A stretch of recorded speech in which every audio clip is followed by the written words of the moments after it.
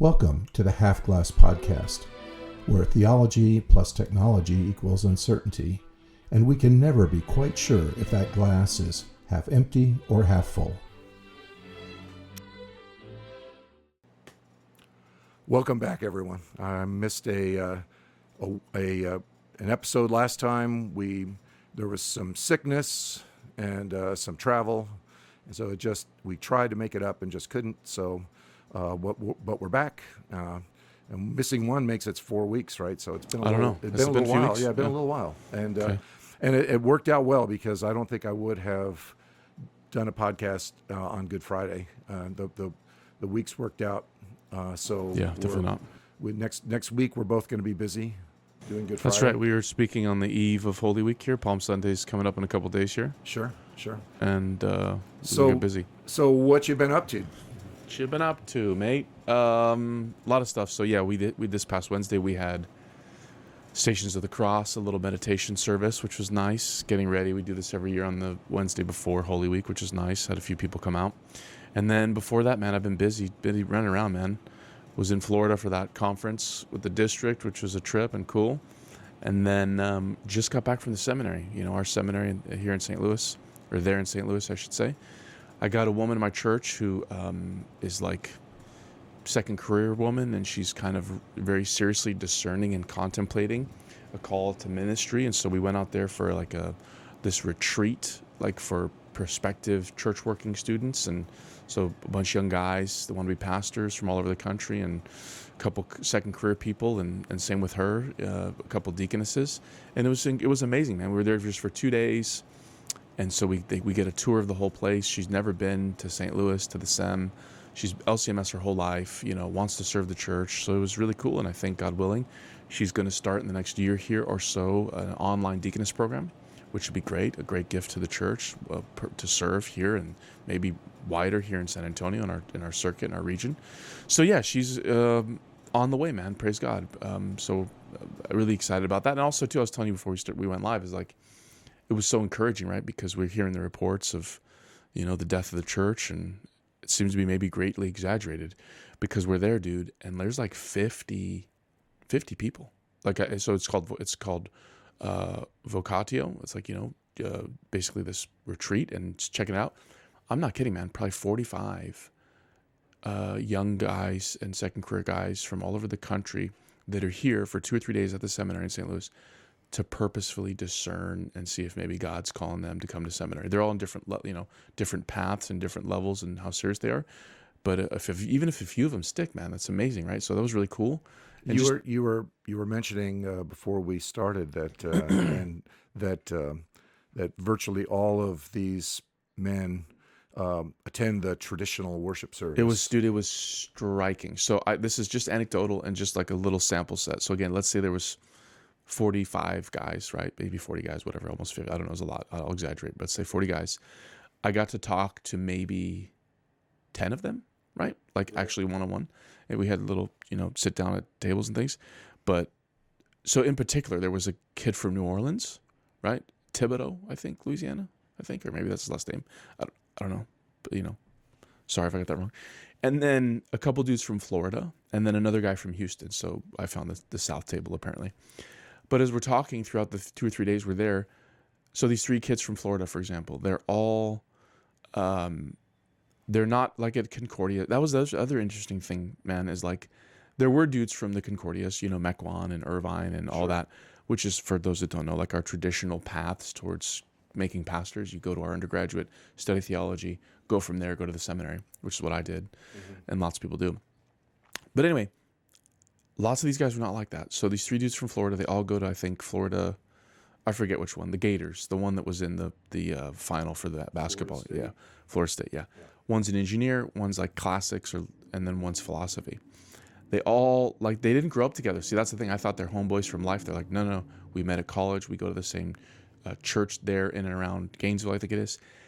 And they all, even though they're just different backgrounds, they come from families that value church and the Lutheran Church. And they all want to be pastors. And it was funny talking to all of them. all the things that I think about some of the young guys here, and I'm hearing from my friends across the country about, hey man, there's something happening where young boys are coming back to church. Exactly the same with them, like on brand, on script. They go to a church that has 2 services, and they go to the traditional church, and they listen to guys online that are known players in like the space of encouraging Lutheranism in the interweb. And so, yeah, it was just like, wow, like at a certain point, how many anecdotes are a data point? I don't know. But yeah, they definitely are all leaning towards that, which is interesting. The guy from Louisiana too, talked to him a little bit. He says a young guy in a church that's mainly full of old folk, but he said same thing, wasn't raised in the church, but was drawn in part through the kind of conservative liturgical expression. So something's happening, man. Something's happening, so yeah, anyway, reflecting on that was so cool, is really cool. And then, been really busy doing that stuff. And then I told you too, and we could segue this into something else maybe, but I talked to a friend of mine I grew up with in Southern California. Hadn't talked to him in a couple years. I mean, we grew up going to like school together, college, and went to a church together. We were really tight when we were in our young 20s. He went to law school. I went away to seminary, and we kind of lost touch a little bit. And then he had some stuff happen in his life, a divorce and these kind of things, and just kind of lost touch. He left the church, but he was at one time really, really locked into it. He'd studied theology, apologetics, all this stuff. The dude was locked in. Talked to him a couple years ago. It was one of those things where you don't talk very much every couple of years and just kind of check in. It was kind of surface. Well, he called me the other day randomly. And he's like, hey, man, I want to hit you up. He's like, you're not going to believe where I was this past Sunday. I'm like, whatever, tell me. He's like, I went back to church. And so he's married now with a couple sons. And he went to this Lutheran church, coincidentally, out there in LA is where he lives. And he was telling me that, like, he wants to start going back to church in part, and this is key, he's a father now to 2 young boys. And he looks at his sons and realizes that they don't know the Bible. They don't know the stuff he knew. They don't know nothing. And whether it's guilt or shame or the gospel or all of it, I think maybe stirred up together, he's like, we're going back to church. And so now I'm kind of reconnecting with this dude and encouraging him. And I told him what I say to other guys, like, if you get married, if you're a man, you can get married, have children, go to church. That's the new rebellion. That's the new revolution. And so God be praised for that. Sure. Well, I mean, I do think, I think your question is good. How many anecdotes become data? I mean, you do see some of it. I personally am I'm happy that they're traditionally minded liturgically. I mean, there's an ongoing debate in our church body about how required that is, and I am pretty far over on one side saying it's not required. I do think it's great though, and part of the reason why I think it's great is because it's easy in the United States as a Lutheran pastor to get sort of sucked into the sort of non-denominational world, especially because as LCMS pastors, right? Because we have a congregational polity, and so it's real easy to sort of slip into what I like to call spiritual entrepreneurship, which is kind of how I describe the non-denominational world, and I don't mean that in a strictly pejorative sense. I mean, I think there are a lot of I know a lot of guys that are in that world, and they're very serious Christians, and of course, they're trying to advance the kingdom. Definitely. But I mean, their model for doing it is spiritual entrepreneurship. It's like, I'm going to find something that reaches people. I'm going to knock on doors till figure out what questions I need to ask or answer. Yeah. Get a bunch of people to show up. The best construction is mission of the church, right? We're trying to spread the gospel. Right. The problem is that it sometimes can devolve into like this peculiar fascination where you just maybe forget on some of the other focuses of the church, mainly worship and service of the poor, all those kinds of things. Right. And now here we come. I mean, I was born into it. You kind of joined it. Mm-hmm. Yeah. This big old Lutheran tradition, which has all these kind of little bits of baggage and threads hanging off of it, and there's always a sort of a school that says we need to just shed all of that. And then there's another side that says no, let's make it even hairier. And I'm not really sure. That's great analogy. I'm not really sure that I'm on either side of that debate. but I am happy when people realize that really some of that stuff is kind of inseparable from who we are. Yeah, I mean, this is the whole thing. We've talked about this a lot, but I just suffice to say, like, coming back from this trip, reading, and I told you also, too, this fascinating piece. I don't know if we do show notes or if we could link it in there, but the Times of London, I think, is the publication. They put out this thing just this week, man, which, April, whatever, 10th or whatever, saying that for the first time since they've been keeping records in the United Kingdom, historically this Reformation island, Right. Church of England, Anglicanism, that for the first time since they've been keeping the numbers, man, the Roman Catholic Church now has more adherents than the Anglican Church, the Church of England. Now, again, I don't know what that means exactly, and the demographers and the data guys can parse that out. But I just read the article, and to me, it's just striking. Like, I think it's a proxy, a reminder of like the real leftward turn the Church in England has made, and so it's just not appealing to people anymore because it's just kind of vapid.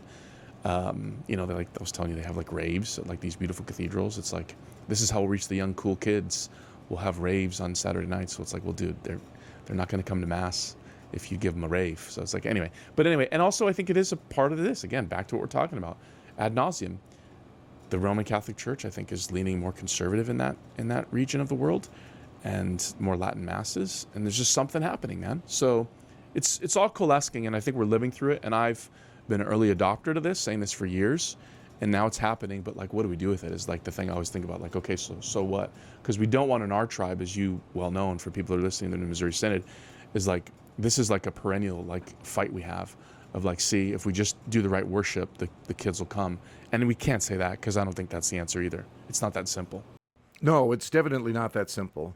And I'd like to think a little bit more about the English model, because I remember at the seminary I had a brief exchange with one of my profs, and I said, to me, the Church of England is a perfect illustration of how the liturgy is not going to save the church. Sure. That lex orandi is not necessarily lex credendi, because beautiful liturgy. Because and they're insistent on it too. I mean, the term that we use, rubric, I mean, it comes from the Church of England, right? It was printed in red, yes, and it meant you got to do this. So if it's printed in red, you got to do it. It's not an option.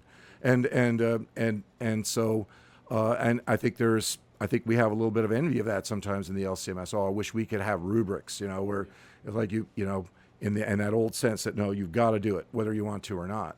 And the priest shall turn and face the congregation, right? Yes. And the answer that the professor gave back was one I didn't have an immediate response to, but he said, well, if it hadn't been for that, they would have been in much worse shape. And but wow. But I think that's kind of like, that's sort of like an argument from the negative or something, isn't it? I mean, how do you know what would have happened? We don't know the counterfactual. If they hadn't done it. I mean, it's hard to feel the counterfactual. So I mean, so that might be true, but you don't really know for sure. And I do think that the Roman Church, which is, I mean, they're still very liturgical, but they're famously less liturgical than the Church of England is in terms of like insisting on uniformity. It's just a little data point that I always think is interesting. I know so many Catholics that they'll get really worked up about getting the exact right elements for communion, for instance. Is you can't have anything but weed and water, right? And there's some that even get upset at the nuns that put emulsifier in the thing, so that they can run it through their machine, right? No way. And they say, oh, you're polluting it, right? I mean, just weed and water, nothing else. Canon right? law, right? Yeah. Yeah, exactly. But what's interesting when you look up close at the Roman Church is that they have the Eastern Rite Romans, which they consider to be Romans too, and they use leavened bread. They do. Just like the Orthodox do. Yeah. So, it's like, well, so you can say that it's got to be this, but except when it isn't. Rule for thee, but not for me. Yeah, right. Yeah, I mean, it's like, I mean, to me, it's like, it's super interesting. And that's why I admire the Catholics, because they have a really strong sense of sort of propriety and authority, and saying, this we're doing this because it's right, but not because of some sort of scientific thing that we've determined, right? There, yeah, you're talking about Rome versus versus the Anglican Church of England. I don't know. My suspicion is that, there's some growth of, Latin Mass, not the Vatican II churches, but I don't know. It's hard to say. And again, who knows? Maybe the Well, data's I not mean, so clear. the thing about the Roman Church is that, I mean, it might be similar to the statistic I read where they said there are now more women in their 40s having kids than there are teens. Yeah. And which is like kind of a hopeful thing, but for you pronatalists out there, it isn't because women in the 40s are having more babies. It's because women in their teens are having so many fewer. So much fewer. It's just fallen off a cliff, which, I mean, we have to view as a good thing. What's a good thing? That women in their teens are not having as many children anymore. Here we go. Now this is a great conversation. Yeah, yeah. Well, I mean, maybe we should say that for another time. But I don't know, man. This is so funny. Serving an inner city church, I'll never forget my first or second year here. We're a conservative LCMS church, but we were going to throw, and a beautiful lineage of this place was they would throw baby showers for some of the moms of the church, which many churches do over the world, right? But I remember we came to one, and there was a young girl who was like 15. A young Hispanic girl from the neighborhood, and her family came to the church occasionally, and they threw her one. She was having a baby out of wedlock. There was no dad, but it was like, we want to support and show love to this young mom as she needs it, financially and otherwise. But it was this interesting thing, and I've always thought about this, and now we're totally going off topic, but that's okay. What is better? If you're a 60-year-old man husband and wife, and your 22-year-old daughters or 18-year-old daughters or 16-year-old daughters go to high school, graduate, go to college, go to graduate school, make a good job, make a good living, do all that, and by the time they're 45, they finally can settle down and get married and have kids. Option one. Or option two, which is, again, up until recently, for the past 10 years or so, for many inner cities, poor women of color primarily, you get pregnant at 15 or 16 and start a family. What's worse? And I'm kind of being facetious, but also being honest. What's better, to have, to inherit everything and lose your soul? Or, look, it's not great to have babies out of wedlock, but I'll never forget the movie Knocked Up. Came out years ago, Seth Rogen. They never would make this movie now. It's pro-life. Like in early 2000s, this guy gets this girl pregnant. They're not married, and the guy goes to his dad. Is like Jewish father. They're sitting at a diner. He's like, "Dad, this is a disaster. It's like a one-night stand thing. This is a terrible thing." And he wants to keep the baby and all this stuff. And he's like, "No, son, this isn't a disaster. This is a baby. This is a miracle. This is wonderful. I'm going to be a grandfather." So I just would push back to you saying, maybe it's not so great that all the poor women of the developed world don't have babies anymore. It's good that women can have education and don't get acid thrown in their face. Don't mishear me. But with that progress comes the unintended consequence of now, in 150 years, like, there's civilizational doom. Well, I think that's a real issue that needs to be addressed. I think it's a separate question. I do think that you could probably make the case not in an individual level, but on sort of a statistical level, that if you're interested in society being less poor, that it's probably better to have fewer teen pregnancies. Women should be educated. Yes. Amen. And so I mean, so just I'm just thinking of it just on that and that term, and it was a little bit of a rabbit trail we went down there, because to me, I'm just talking about the statistic, which is interesting, right? That there's more 45s yes, than 15s, but it's more a fall off of the 15s absolutely, than it is an increase. And totally, I would say it's the same thing with the Anglicans and the Catholics. You're right. I think you're right. I think that Anglican Church, in the world, there's in every country now, there's always some Catholics. I mean, it's just like kind of like, and I mean, because they're everywhere. They are. But now the Anglicans have gotten so low in number that they're actually outnumbered by that, kind of background noise of the Catholics. Absolutely. And I think you're right. And I mean, I think that would be kind of my way of looking at it. That's exactly correct. I think that your analog with the childbearing data is probably the same. Yeah, absolutely. Yeah, and so to me, it's interesting.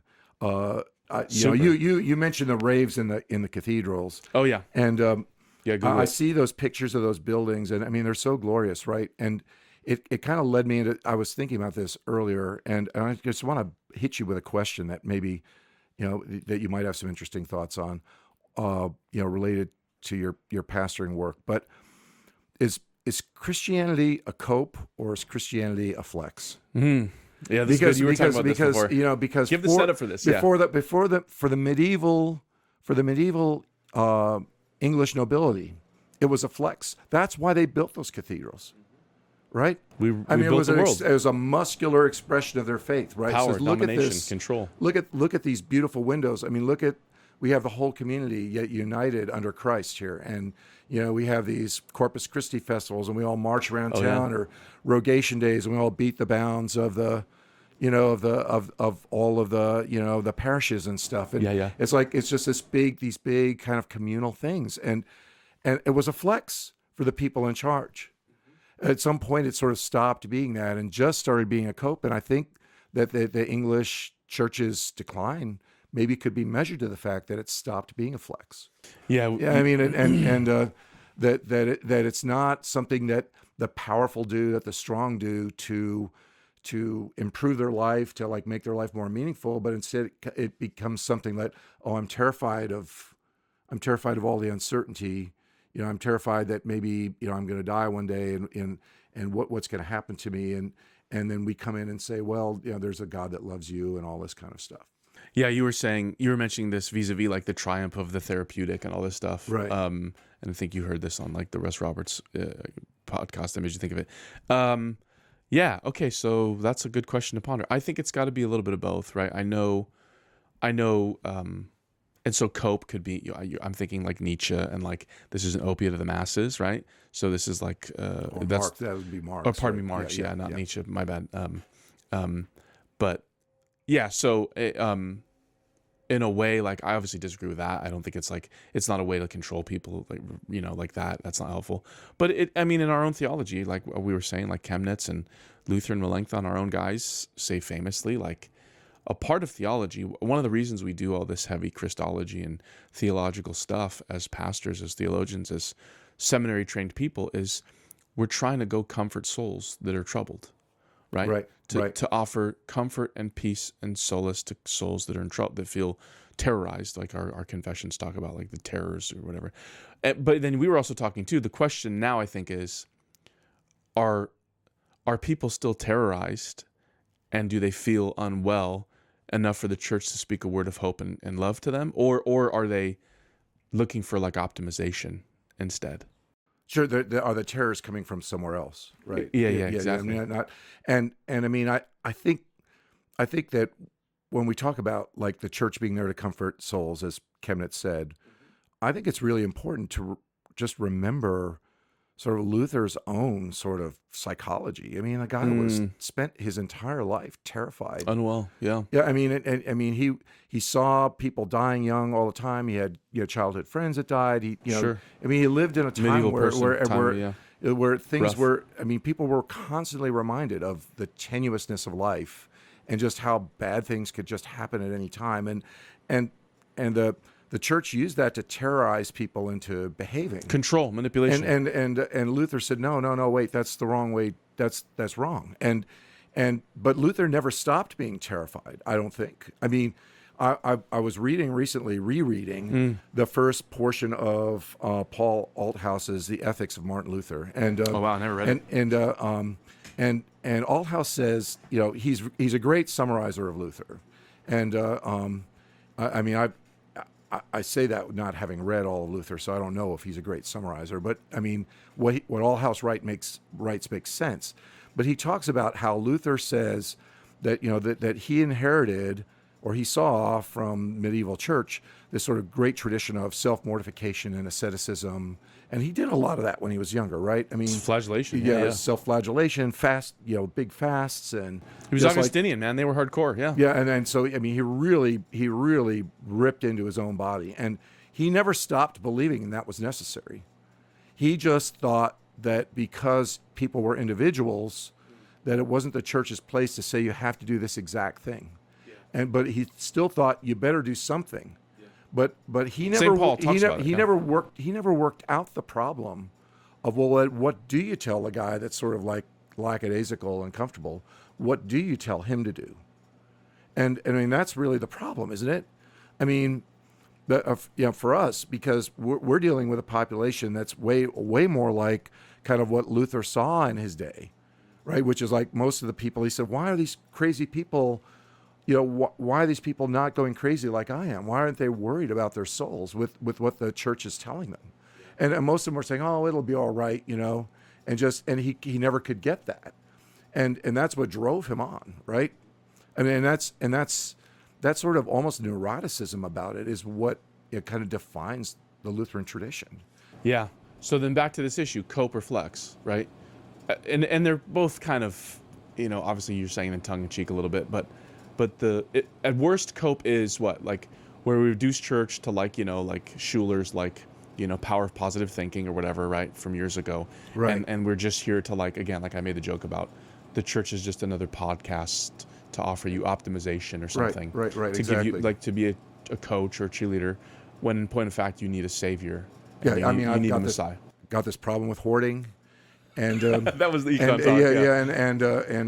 talk. And I want to get over that, so I'm going to go to church, and then I'll just like say a psalm and listen to this. I'll go home and I can maybe calm myself enough that I don't feel like I have to keep the newspaper for. It's like the church is just like cognitive behavioral therapy, man. It's just right. It's just one in the toolkit, man. Just go say mass or whatever. You go to mass. Yeah, I mean, obviously that's the worst reading, but like we talked about, comfort of souls. So then what's flex mean though? Like, to parse that out, what do you mean by flex? Like post-Constantinian, we're going to take over the world, we built Western civilization and everybody bow? You're seeing some of that now, aren't you? I mean, yeah, I mean, a little bit. You talk about the guys that you met that want to become pastors, but I mean, there's plenty of young men right now that they're attracted to the church, not just because the liturgy, but because they're saying, "Hey, I'm really should be in charge." I mean, and I used to be, and let's reassert a little bit of that. Where Yeah, you're right.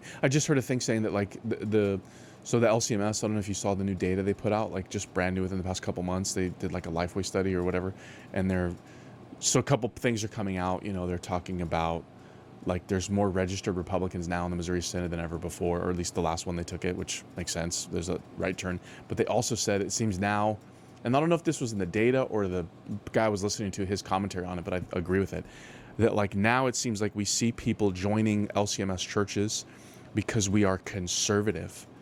Like, so in other words, we represent this push against the wokeism to some people.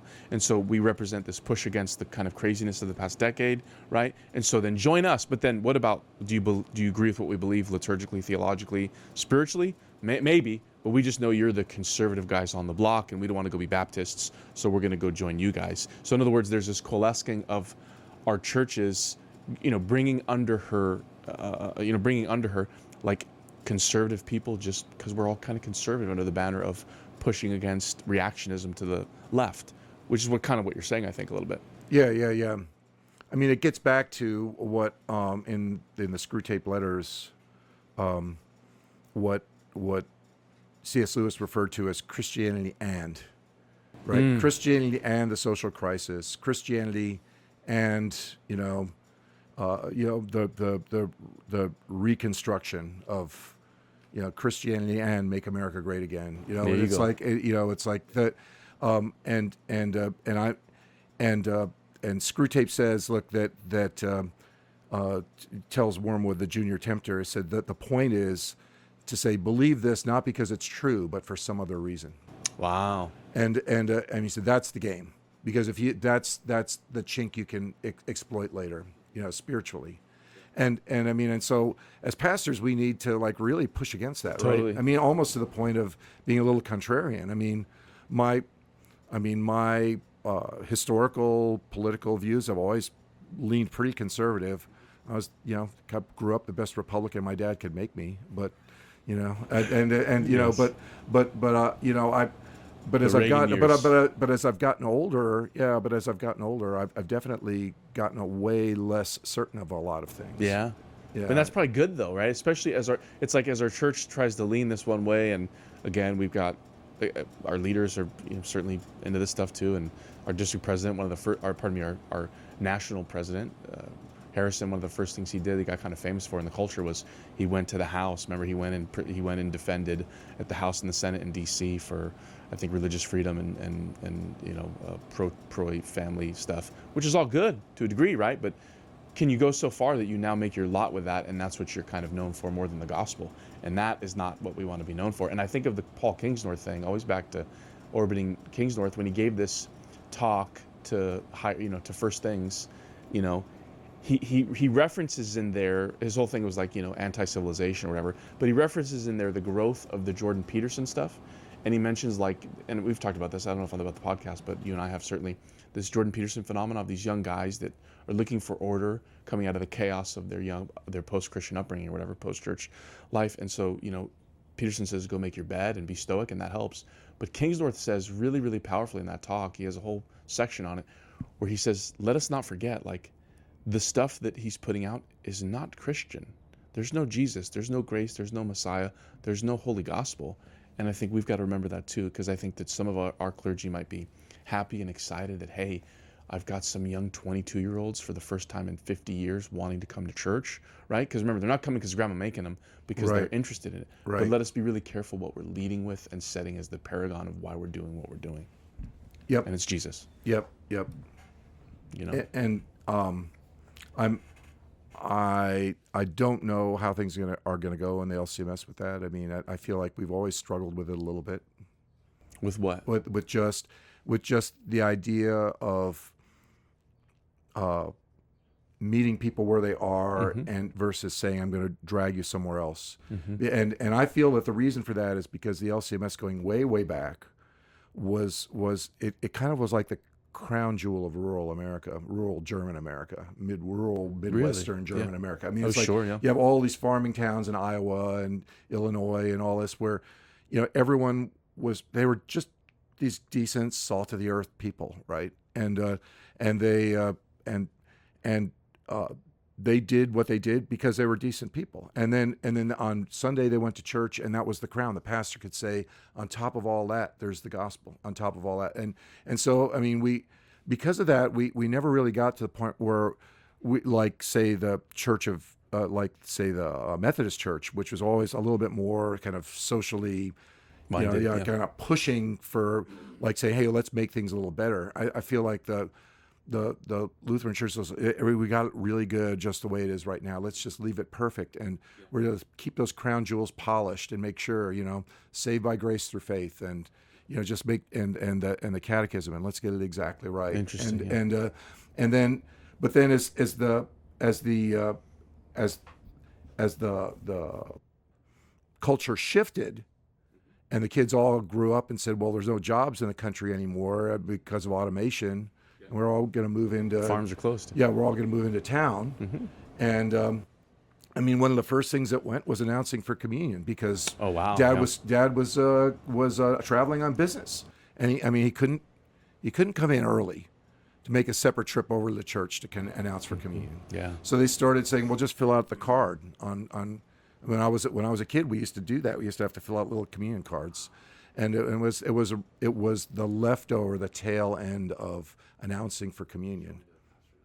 Yeah, and then after a while, it's like, why are we filling out these cards? And then we just stopped doing it altogether. And it's just like this kind of gradual push. And meanwhile, there were guys that were saying, well, why don't we do this stuff anymore? And some of them are cranks, but some of them are actually, like canaries in the coal mine, saying, wait a minute. Yeah. And so it's a mixture, right? And I feel like the LCMS, I mean, we always sort of struggle with that because we do have a few cranks among us, unfortunately. As always do. Everybody does, yeah. Yeah, I mean, every group does. And you love everyone as best you can, and some of these guys have issues, and sure. and they get hung up on minutia or whatever, but it's like, well, I don't disagree with what you're saying. I just don't think that I don't think that your answer, which is just sort of sit there and yell about it, is going to help anything. Yeah, and the question comes. I mean, and then you have the other guys in the LCMS that are like saying, no, we just need to grow the church. We need to keep the church from shrinking. So we have to meet people where they are. And so that's always a question. Yeah, you meet people where they are, but do you leave them there, right? And so now we've got, like, maybe the repristinators, the guys that are like, they're like saying, make America great again or whatever, they're coming in. And they're also people that we go out to meet.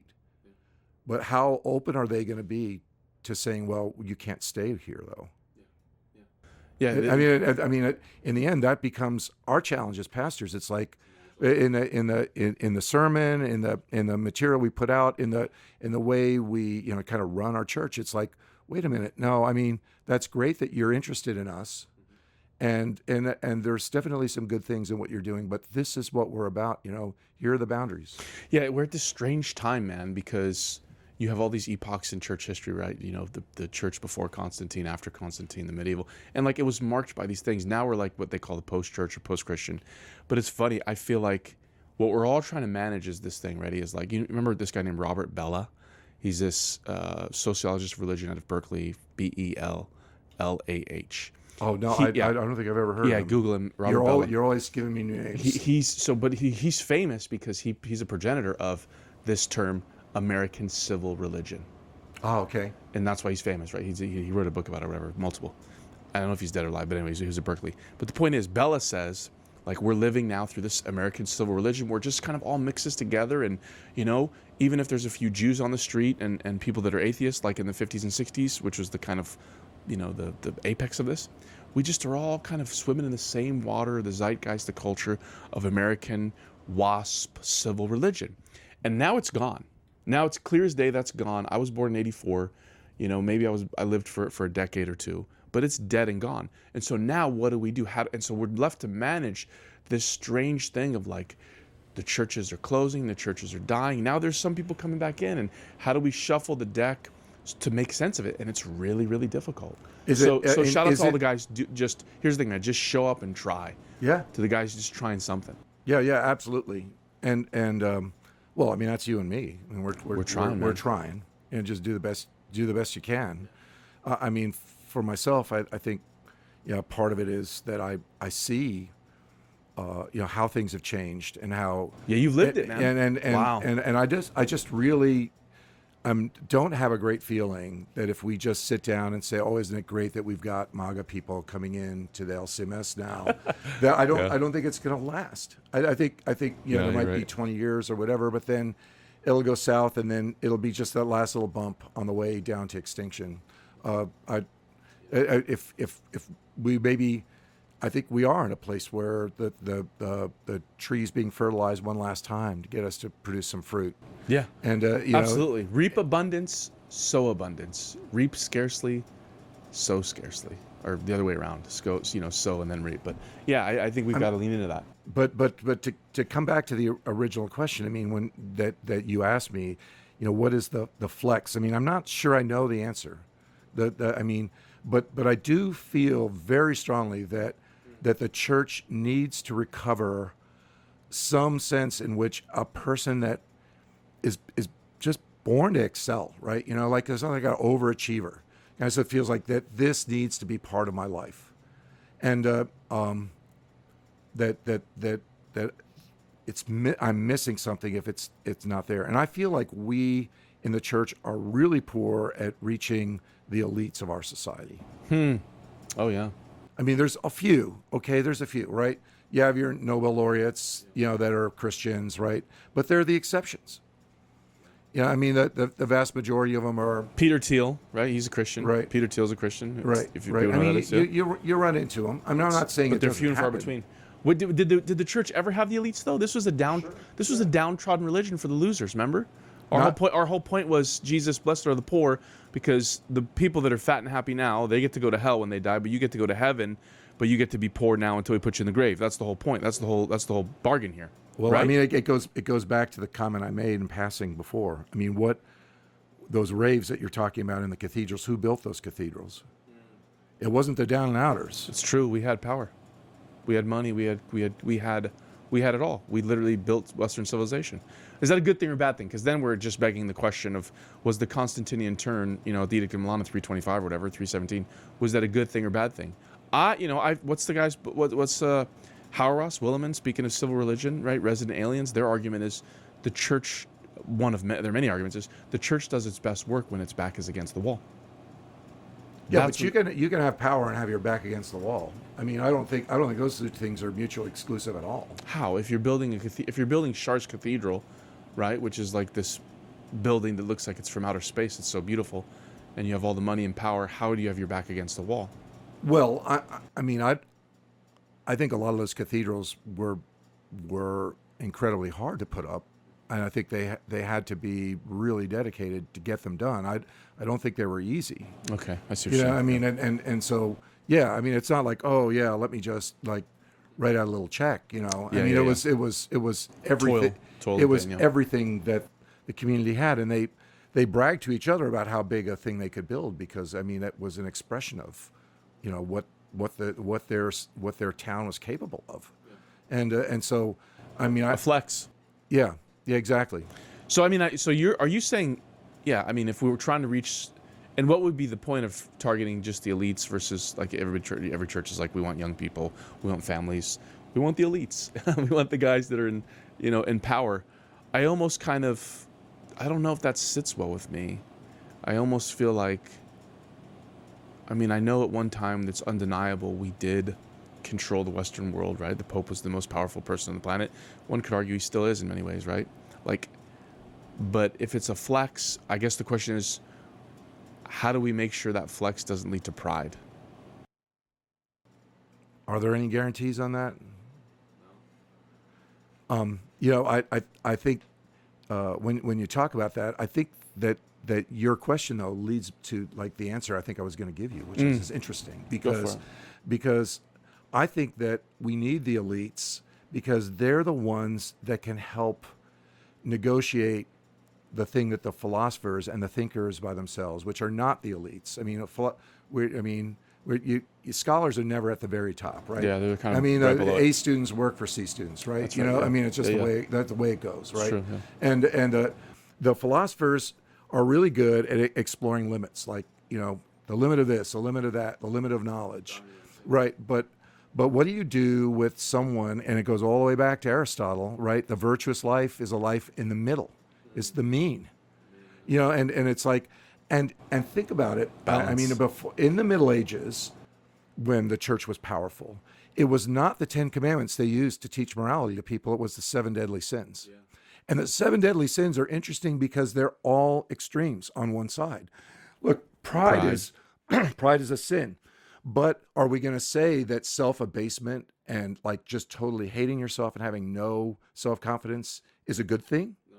It's the opposite of pride, though, isn't it? Of course. Yes. Right. Well, lust is a sin. Is complete lack of libido. I mean, is that total? Yeah. Or yeah. Gluttony versus sloth or avarice. Right. Sloth, I mean, all of those things. I mean, you go through every one of the 7 deadly sins. There's a healthy level of those things that you have to have. I mean, if you don't have an appetite, if you don't have sexual desire, if you don't have a little bit of pride in yourself, if you don't have, if you don't have those things, you can't even operate. And I feel like the C students, the elites, are the ones that navigate that.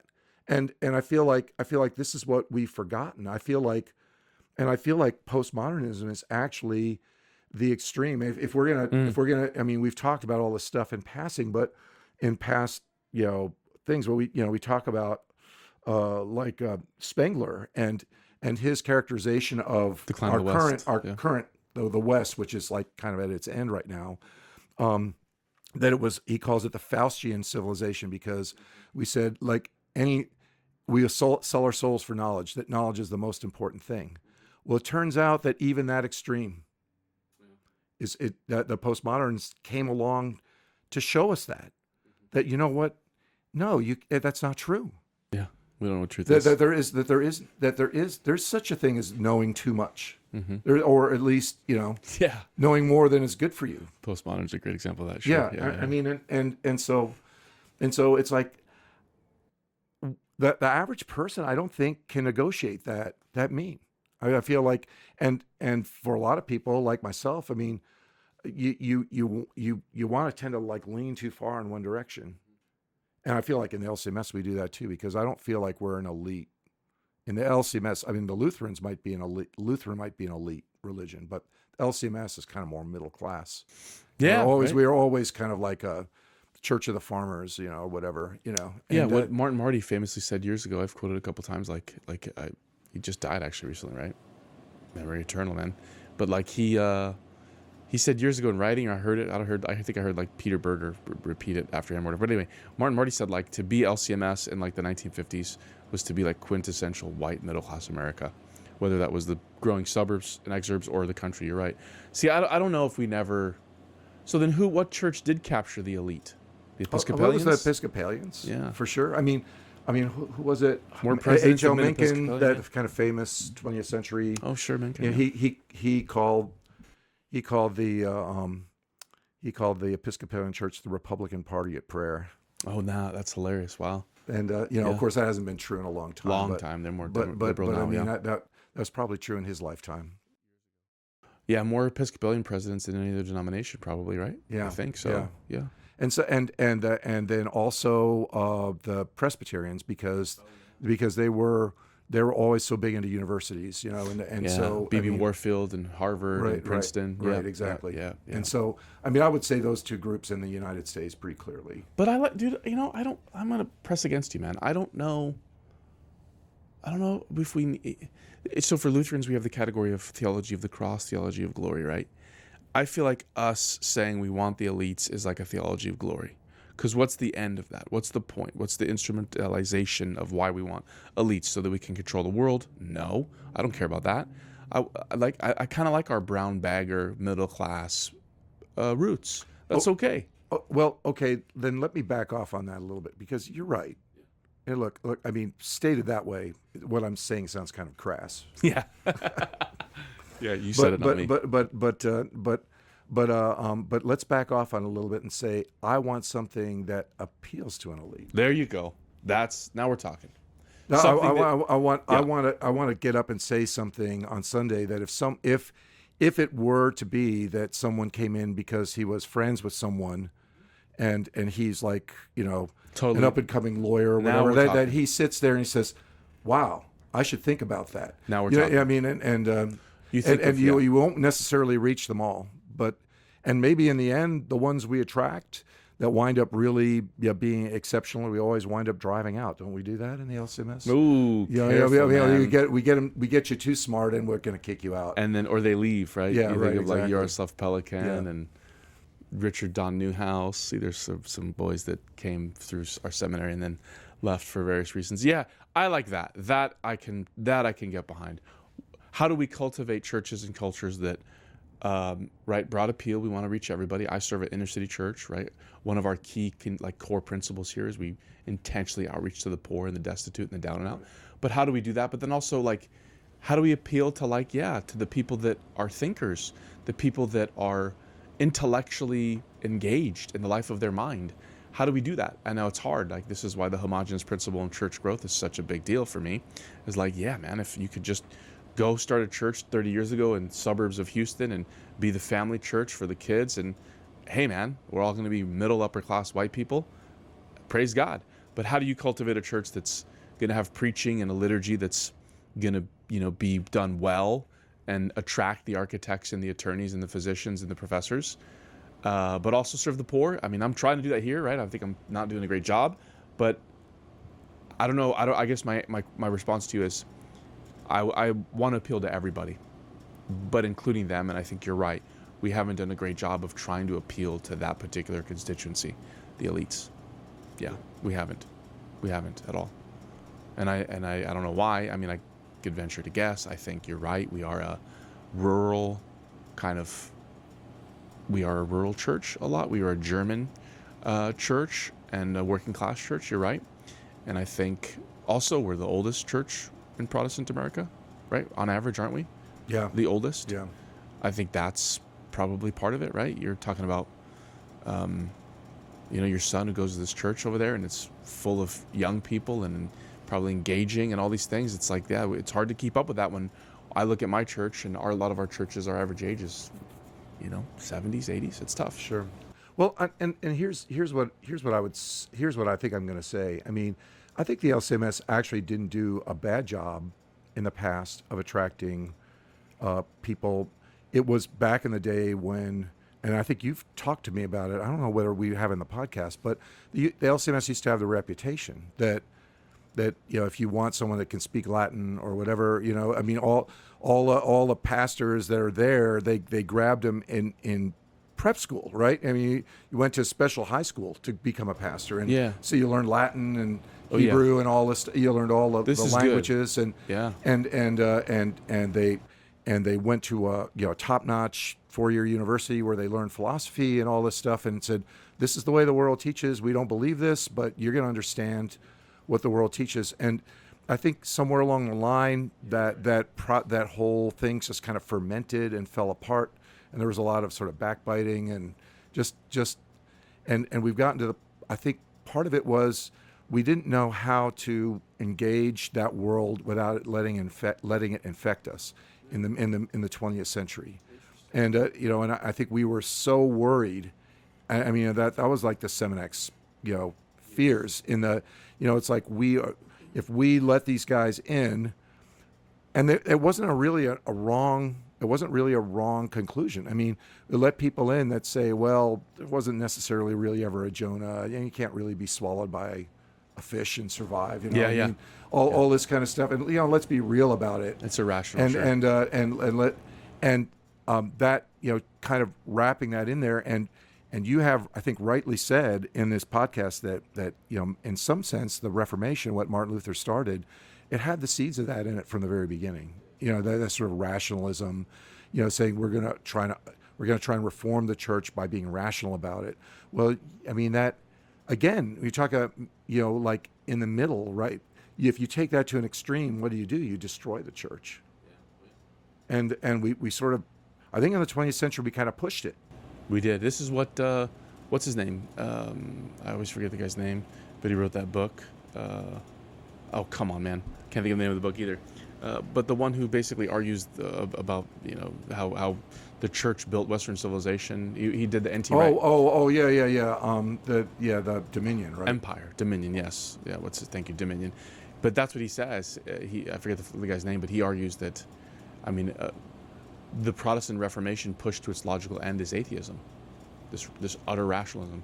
When you eschew authority, when you eschew the dynamics of structure and power, that God and by the church is just going to force you to submit. When obedience is gone and rationality reigns, and I don't agree with his thesis fully, right? But this rationalism is going to open the door. Yeah. By the way, funny thing, Bierman at the seminary was one of the professors. They had like a little round table with some of the faculty for a couple of hours, and they were asking questions. And all these, young guys getting ready to go to seminary. One of the guys asked them, the faculty up there, like, what would you recommend we do if we're going to be here in the next year or two to get ready to come to seminary? And it was funny. Like a lot of them said, read the Bible and talk to people, share the gospel. Dr. Bierman, the systematics guy, who's like my favorite professor in seminary, said, read more philosophy. To prepare for seminary, which is true, by the way, because we don't have that prep school system where we get them when they're 10 and they are masters of everything. Yeah, you have to learn how to think, right? Absolutely. You have to. I mean, and I feel like the therapeutic approach to church is I think what in the end turns off the elites, because if we're going to say the church is just a cope, there may be other better ones. There are better ones. C.S. Lewis, back to your boy C.S. Lewis. I found a better coping mechanism at the bottom of a bottle of port than I ever did in church. Right? Yeah. Alcohol does a better job of coping than lots of things do. So if that's all you're looking at, right? If that's the only metric, I agree. Which is not the only metric. But Right. But yeah, your point is taken. Yeah. Tom Holland. Tom Holland. That's right. I knew it was Tom, and I was gonna. Tom Holland. I didn't want to say Tom something. Dominion. Yeah, Tom. Yeah. Tom Holland. Dominion. Yeah, that's right. Yeah. All right, man. But I think that for me a big challenge is doing that. Coming up, I'm happy because I wasn't sure what I was going to do when the festival half of the year peters out. I'm kind of terrified. I drew the chalk line for my congregation, said we're gonna, and I'm gonna leave behind the lectionary for the first time in my entire career. Really? And just for the non-festival half, and just say I'm gonna preach a series for the whole time, Wow. And I've decided now what I'm going to do. What is it? Let's I'm hear gonna, it. I'm It's a gonna, great way I'm to gonna end do the is pod. I'm Here we gonna go. do between 16 and 20 weeks, depending on how the schedule falls out, on Ezekiel. Whoa, dry I'm just gonna go through and say Ezekiel a prophet for our time, because I feel like Ezekiel, he was at the turning point. He was at the end of the old covenant and the beginning of the new, and the first one to look forward with the valley of the dry bones and say and his vision of the temple, to say, hey, The glory of the Lord come the back glory, in. Yeah. hey, it's going to be great, guys, don't give up. No, the old covenant is gone, but the new one is coming, and this is what I want to spend 16 weeks on that. Oh on man, Ezekiel. I can't wait. Those pods are gonna be fun hearing about your sermons. That's That's the perfect way to end it, man. Keep hope alive, baby. Ezekiel, keep hope alive. Yeah. Don't lose hope. So I'm excited. I think I can get 16. I have not ever read the Concordia commentary on Ezekiel. I think I may have it in here. Yeah. If you have it, I might borrow it, just because I'm cheap. But Maybe not. not. But if not, I don't mind. I don't mind. Yeah, paying some money. And there was another commentary too, that's really well thought of, that I'm gonna be starting on that, and then as soon as Easter's over, I'm gonna be starting ramping up for that. Right on. Let me know how it goes, man. Oh yeah. We'll 10 years, I've definitely never not preached lectionary. So Yeah, well, me too. I've gone my entire career, and I love the lectionary. I do. It's great. But so you're gonna start Quasimodo Genitai, which is the no. I'm not going to start that. I'm starting the first Sunday after Trinity. Easter. Oh, after Trinity. After Trinity. Okay, so we're going to stay liturgical through the octave. And Yeah. Cool. No, we're gonna. I think we're actually going to do. I'm going to try and do Rogation Days this year. Bro, good luck. That's amazing. So let me know how that goes too. Like I said, I'm trying to get more liturgical rather than less. But then it's just going to come to this screeching halt. Where you do both, yeah. On Trinity Sunday. That's probably a good idea. That's probably super healthy, actually, to remind our people, like, it's not about your personal proclivity. This is about this community, and we can worship this way or that way. And again, if it is all adiaphora, that's not bad. That's a pod for another day. What's adiaphora and how far can you take it? Ooh. Well, I don't know that you and I might be above our pay grade. I think it is, yeah. And I don't even know if we're on the same page on that. I wrestle with that, yeah. Yeah. Well, I think it's good. That's cast, a good one, man. Yeah, Beautiful. we'll Thank you for wrap listening, it up if for you now. did listen. Thank you for listening. If you were, and I'll look forward to having another chat in another couple of weeks. Sounds good, man. Thank you. Peace. Thank you for listening to the Half Glass Podcast. Please like and subscribe to get more of our content.